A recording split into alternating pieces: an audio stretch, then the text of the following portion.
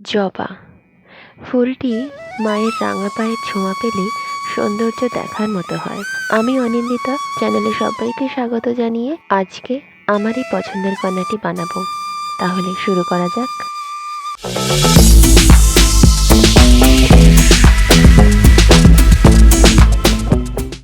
পরিমাণ মতো মোল্ডেড ক্লের দুটো পোর্শনকে ভালোভাবে মিশিয়ে নিয়ে আমি এর 3টে সমান ভাগ করে নিয়েছি। প্রথম ভাগটা ভালো করে লম্বা করে বেলে আমি বেস হিসেবে ব্যবহার করেছি। দ্বিতীয় ভাগটা পাতার জন্য ব্যবহার করেছি, আর তৃতীয় ভাগটা ফুলের পাপড়ির জন্য। পাতার জন্য আমি লম্বা করে বেলে নিয়ে সেখান থেকে দুটো সমান গোল পোর্শন কেটে নিয়েছি। তারপরে পাতাগুলোকে আকার দেওয়ার পালা। জবা, যা হিবিস্কাস নামে পরিচিত, সেই গাছের পাতা যেরকম হয় একটু লম্বা, একটু ডিম্বাকার, আর পাতাগুলো হয় কোনা কোনা, ঠিক সেই আকারটা মাথায় রেখেই কিন্তু আমি পাতার আকারটা দেব। তার জন্য একটি গোল অংশ হাতে নিয়ে সেটাকে একদিকটা একটুখানি চেপে নিয়ে হালকা ডিম্বাকার মতো হয়ে গেলে তারপরে টুলসের সাহায্যে বা একটি ছুরির সাহায্যে পাতার কোনাগুলো আমি কেটে নেব। তারপরে হাতের সাহায্যে আমি সেই কোনাগুলোকে একটু ছুঁচালো করে পাতার আকারটা দেব। জবা ফুলের পাতা আমরা সকলেই জানি একটু জালিকাকার শিরাবিন্যাস হয়ে থাকে। প্রথমে পাতাটা বেশির ওপর আটকে নিয়েছি এবং দ্বিতীয় পাতাটাও আমি সমানভাবে করে নিয়ে সেটাকেও বেশের সাথে আটকে নেব। তারপরে আমি একটা টুলসের সাহায্যে পাতাগুলোতে জালিকাকার শিরাবিন্যাস করব। কিছুই না, একটা টুলস দিয়ে হালকা করে চেপে চেপে একটু জালিকাকার মতো করে দিলেই হবে। যারা নতুন তাদের জন্য বলি, তাদের কাছে যদি টুলস না থাকে তাহলে কিন্তু তোমরা নিডল বা ছুঁচ দিয়েও করতে পারো, সেক্ষেত্রে একই রকম হবে।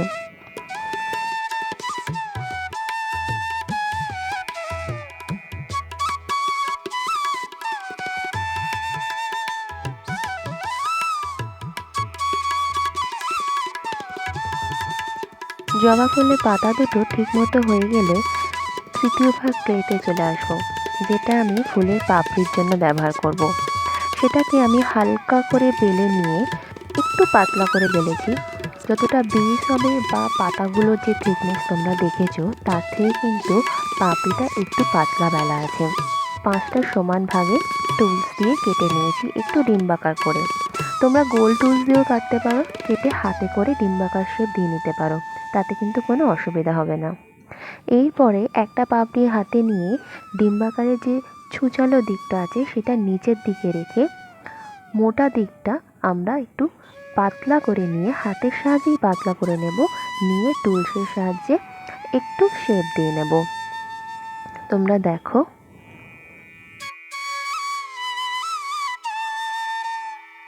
এর মাঝে বলে রাখি, তোমরা যদি অন্য কোনো ফুল বানানোর টিউটোরিয়াল দেখতে চাও তাহলে কিন্তু আমাকে কমেন্টস করে অবশ্যই জানাবে। আর আমার ভিডিওগুলো কেমন লাগছে সেটাও কিন্তু বলবে।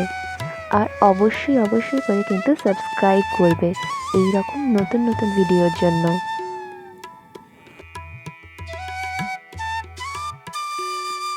দেখো, আমার একটা পাপড়ি হয়ে গেছে, আর একটা পাপড়িও দেখাচ্ছি। সমানভাবে ওপর দিকটা মানে মোটা দিকটা আমরা একটু হাতে করে পাতলা করে নেব, তারপরে টুলসের সাহায্যে শেপ দেব।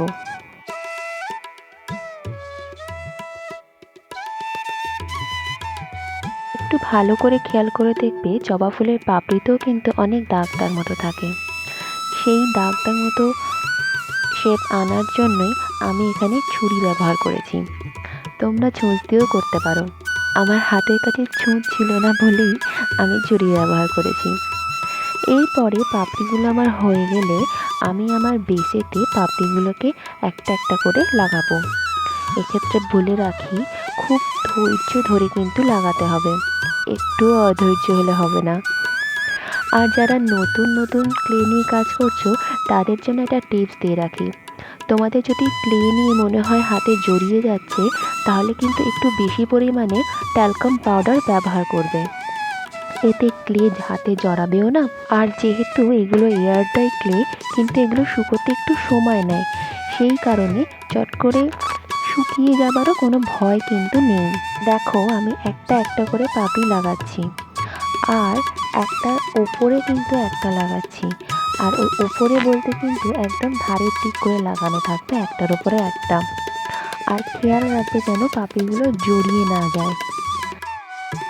খুব ধৈর্য ধরে আস্তে আস্তে কিন্তু আমাদের এই কাজটা করতে হবে।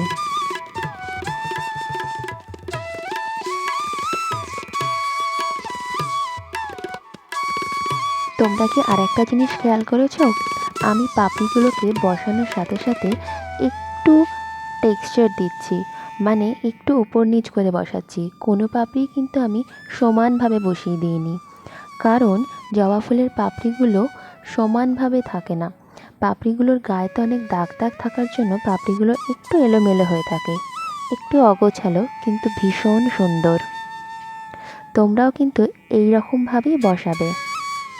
তোমরা কিন্তু আমার চ্যানেলটা সাবস্ক্রাইব করতে ভুলো না, চট করে সাবস্ক্রাইবও করে দাও।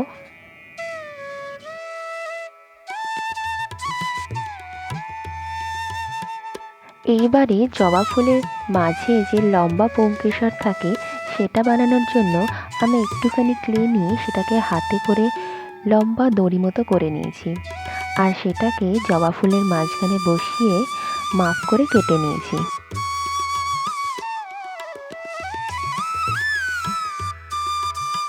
পুংকেশরের সামনে পরাগগুলো করার জন্য আমি ক্লেকে ছোট ছোট করে বল করে সামনের দিকটাতে লাগিয়ে দিয়েছি।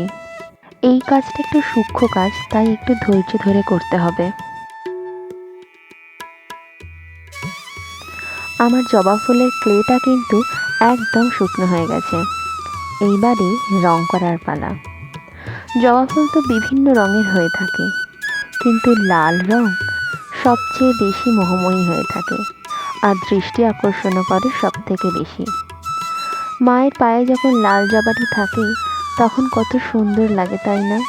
এই লাল রঙের জবা ফুলের সাথে আমি কিন্তু মানানসই করে পাতাগুলোকেও রং করেছি। একটু হলুদ, একটু হালকা সবুজ, একটু ডিপ সবুজ দিয়ে পাতাগুলোকে সুন্দরভাবে রং করে নিয়েছি। এই দেখো, একদম তৈরি। এই রঙগুলো শুকিয়ে গেলে আমি কিন্তু ভার্নিশও ব্যবহার করেছি।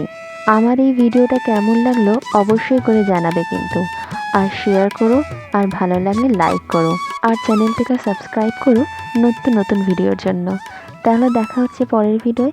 ভালো থেকো, ভালো রেখো।